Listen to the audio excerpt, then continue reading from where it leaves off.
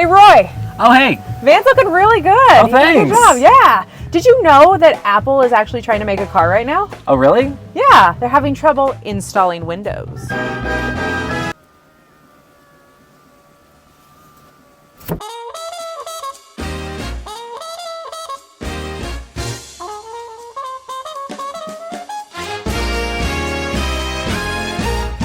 I'm Wendy Yi, and welcome to the Dice Tower. I have another rapid fire roundup coming at you today.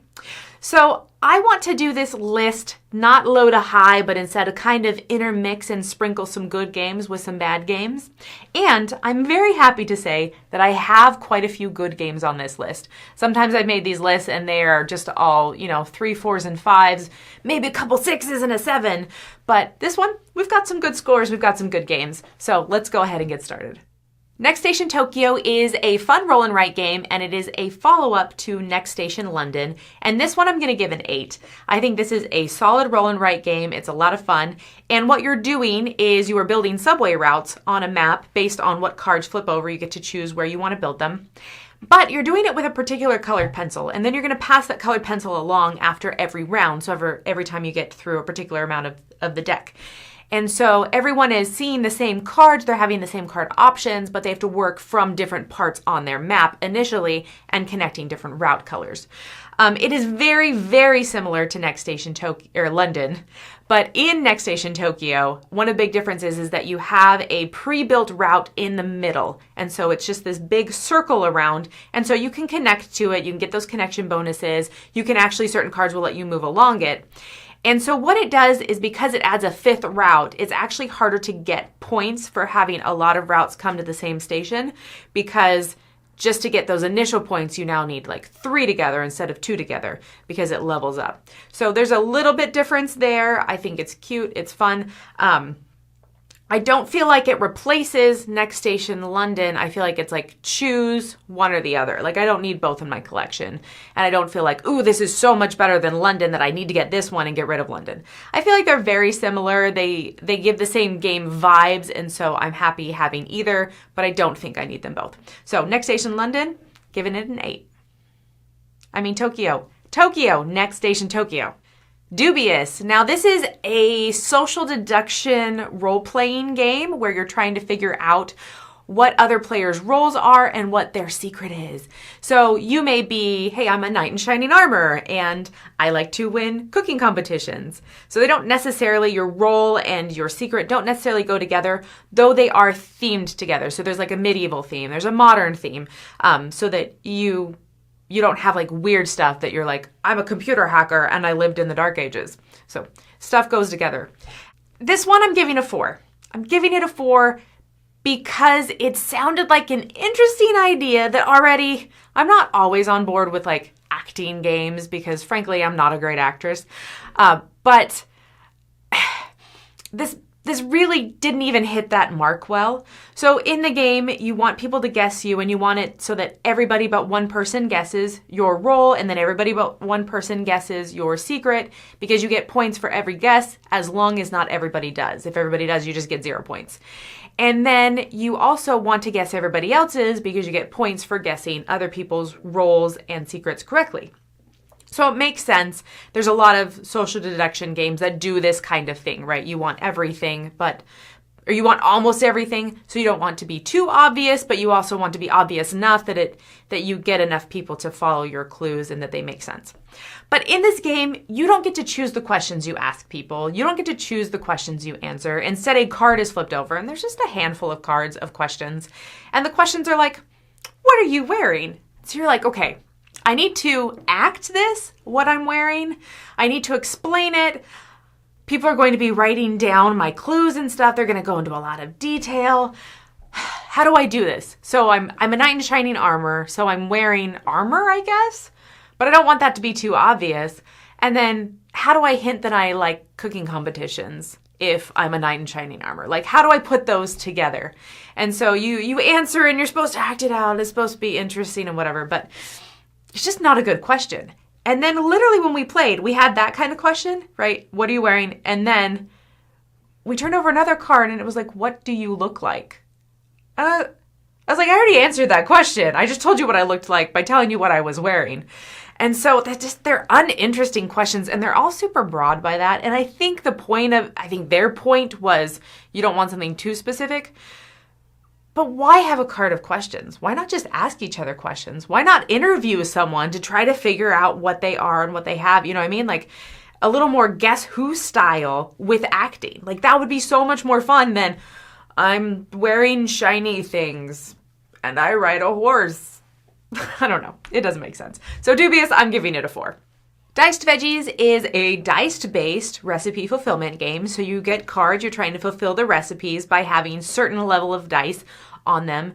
And then you can always get a little bonus that you can add on if you get other specific types of things that match those dice. So the dice represent vegetables, and you can get those dice by cutting them away from a grid. So you roll dice into this little frame. The frame works great.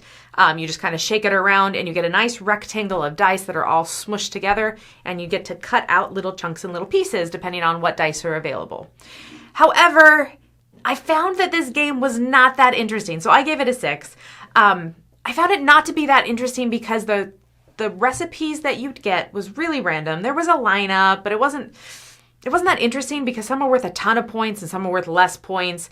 But really it just depends on what dice come out and what are available, what other people make available. So you're like, okay, I need tomatoes, but all the tomatoes are in the center. I drafted that card last time when tomatoes seemed like they were available, but somebody else took them all. Now they're not available.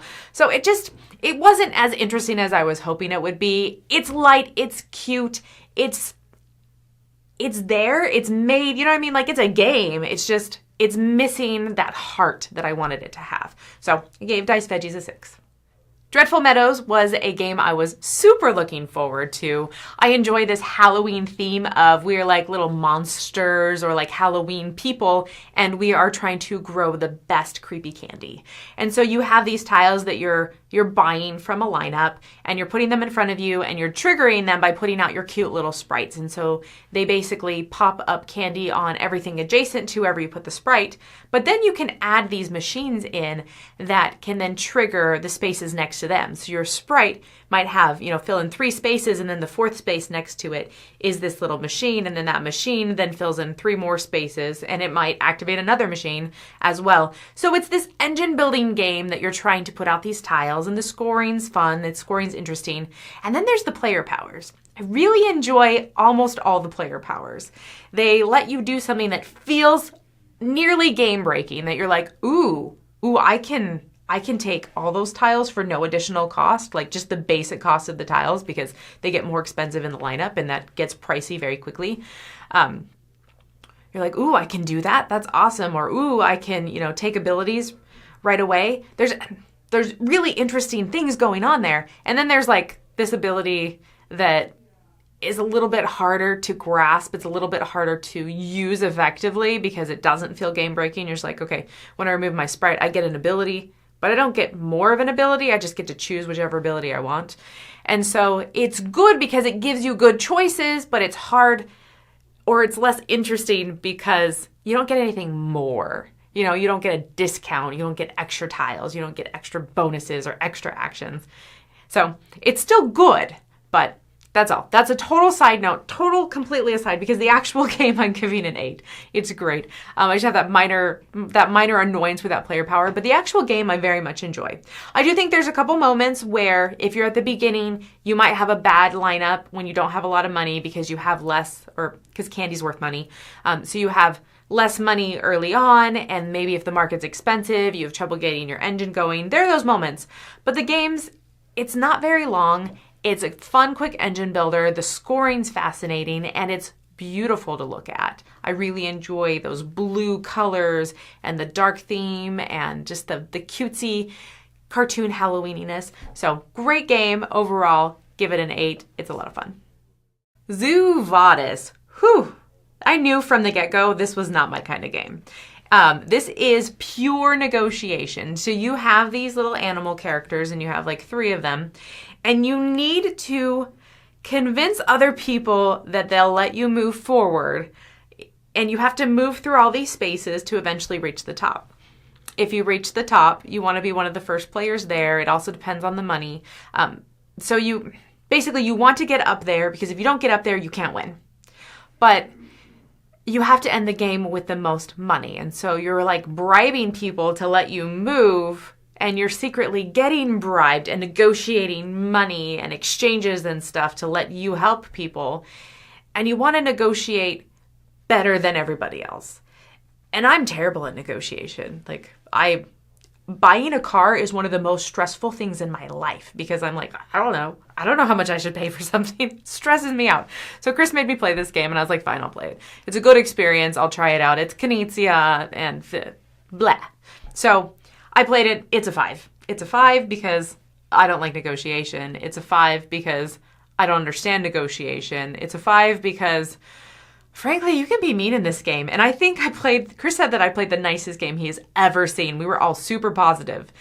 And yet still, I didn't enjoy it. So there you go. It's a 5. Zoo Vadis, not my game. Dragonkeepers is a clever little card game. I'm giving this a 7. It's cute.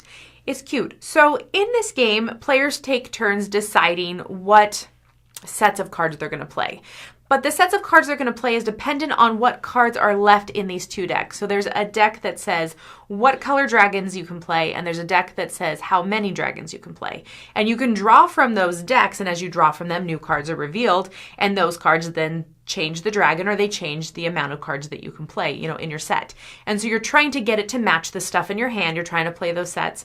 But progressively throughout the game, there's like 4 colors, and eventually you're not going to be able to play some of those colors. And so you're trying to maximize your scoring of certain colors and then be like, oh, I'm out. I'm never doing orange again. That's okay. I'm working now on white. I'm working on blue. So it's just very clever. But also, as you make those sets, as you say, okay, this is what's available, you can do, a set of 3 in blue. I can play my set of 3, score those, great, awesome. If it goes around to other people in the table, they can also score those 3 blues. So if someone else has 3 blues, they can play those down and they get like a free play not on their turn. And they get to score extra. So it's fascinating because you're looking at people and you're like, okay, you all have a ton of cards in hand.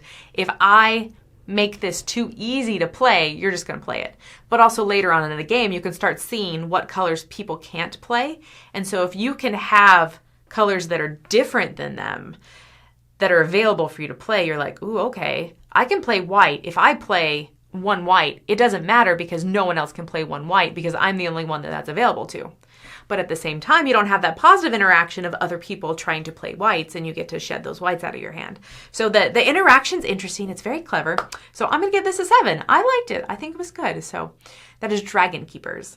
Deep Dive is a penguin diving game, and since penguins are basically our family mascot, we had to play this. It just had to happen. And I don't love all penguin games. Like, I still am a mechanisms first person, but there's definitely that initial draw of like, ooh, our daughter will love playing this. And sure enough, we played this with her. So I'm going to give Deep Dive a 7.5. I think that it's cute, it's clever, and I enjoy Push Your Luck when it doesn't have too much of a disabling or too much of a negative roll if you bust. So in this game, you're diving down and you're basically moving down different layers or different levels of water. And so you're hitting different sea creatures. And so at the beginning, you're flipping over a tile. It's worth 1 point. It's like a little kelp thing. I can save it, I can eat it, or I can keep diving down lower. Well, I'm going to dive down lower. So I push my luck, I flip over another tile, I dive down lower. And you do that until either you hit a predator or you choose to keep something. And it's definitely harder to keep to get those higher point tiles. But also the scoring's kind of interesting that you have to get, there's 3 different colors, and you have to get tiles of all 3 colors to be able to score full points. So you need a full set of 3, I think it's like yellow, green, pink. If you have a full set of 3, then they get full points. Everything left over that isn't a set of 3 only is worth half points. And so you're trying to get that diversity of color while you're also trying to get the big, heavy, like big high ticket items, the squids that are worth, 9 or 10 points. But also you see the tiles that are flipped over that people skip, you can just grab them if you get down to that area. So you're like, do I flip over a new tile or do I take something that I know is there, that I know is worth a few points? I know it's the color that I need. Or do I push my luck some more? So there's just fun decisions. It's quick, it's easy, and I think thematically it makes a lot of sense. Also, like I said, it's not too much of a negative when you lose or you mess up and you bust. because you have 3 penguins and you keep the penguin there in that spot where you hit a predator. So sure, that turn ends, but later you can totally skip that area. So if I hit a predator in the 3rd deep down area, then the next time I come through, I flip over 1, I flip over 2. I don't have to flip over anything in 3. I can hop right down to 4, flip something over. Now this also has more predators the deeper you go, so it's harder to get deep, and there's some cute little tiles, like you can pick up a rock, and the rock you hold on to and it lets you sink on a future round, so you can go down all the way to the bottom if you want to. So yeah, just cute little things. I think it's a fun game, so that is why Deep Dive gets a 7.5. Spellbook is by one of my favorite designers of all time, Phil Walker Harding, and this one I'm excited to talk about. So I gave it an 8.5. I really enjoy how Phil Walker Harding takes these mechanisms and he really just like pulls them down to a very minimalist kind of thing. So in this game, you are wizards and you're trying to learn spells, and so you're collecting these materia and you pull them out of a bag. They're on a little market, so you can pull randomly from the bag or you can choose from the market, but if you pull it from the market, you usually get less. And there's a fancy name for that board, and I don't know what it is because theme, meh. So in Spellbook, you're trying to collect those materia and then you'll use them to trade in to learn spells. Everyone has the same spell cards in front of them. So everyone has the exact same possibility of what they can learn. And every spell has 3 different steps to it. So you can trade in just a few materia and you can get a low level spell, but you'll never be able to get a higher version of that later on. So you may choose, hey, I want to get this low-level spell early on because it's going to give me a cool power that will let me get faster materia. I'll be able to get more quicker so that I can learn bigger spells later. Whereas you also might decide, hey, I want to learn lots of little quick spells so that I can end the game before anybody else has time to learn all of their big spells. So it's an interesting balance there. There's also another sideboard where you can like permanently you can like store the materia 4 points, and it's this little round tracker. So the game ends when either someone has learned all of their spells or they have completely filled in that little storage track. And so it's interesting because you've got those multiple races going on that could end the game, but at the same time, you're working with that same set of cards as someone else. And so you're looking at it and you're like, how can I make this work the most efficiently? Like, how can I build this engine the best based on us having the same stuff? But what's different is just the material that comes out. So I enjoy it. Initially, I thought, is this a 7.5 or an 8? Is this really an 8.5? I don't want to just give it a high score because it's a Phil Walker Harding game. And when I first played, there's like 3 different sets of cards that you can play with. So I played the first set of cards and I was like, this is fine. The second one, it's pretty good. It definitely got better as we got to that 3rd step because it was much more interesting cards. And then we played with them just mixed up randomly. So you're just like, everyone take, the same 2 level 1 cards, 2 level 2 cards, 3 level 3 cards, and put them in front of you. And so when we did that, suddenly it was a whole new setup. It was a new arrangement, and it wasn't something that was perfectly created and curated to be a set game that every card works together really well. But instead, it created that opportunity for me to look at this and say, hey, I want to figure out how to make this work. I want to figure out this engine. And that's something that I really love about games like Dominion, where you have that setup. And it's not, I don't like that in long games, but in shorter games, I enjoy looking at that setup and going, what engine am I going to build today that's going to be better than someone else's? And so that to me is what really bumped it up, was just the fact that you can mix up those cards. And I would love to see this expanded a ton, like being able to have so many more cards that you can mix in. And once again, even though you randomize it, everyone has the exact same card. So it's not like I just have a better setup than you. Like, we have the same setup and we just need to figure it out. So there you go. It's such a good game, such a good game. So Spellbook, 8.5, definitely a seal of excellence. Well, there you go. That is my rapid fire roundup. Let me know what you think about these games. Have you played any of these? Would you give them similar scores?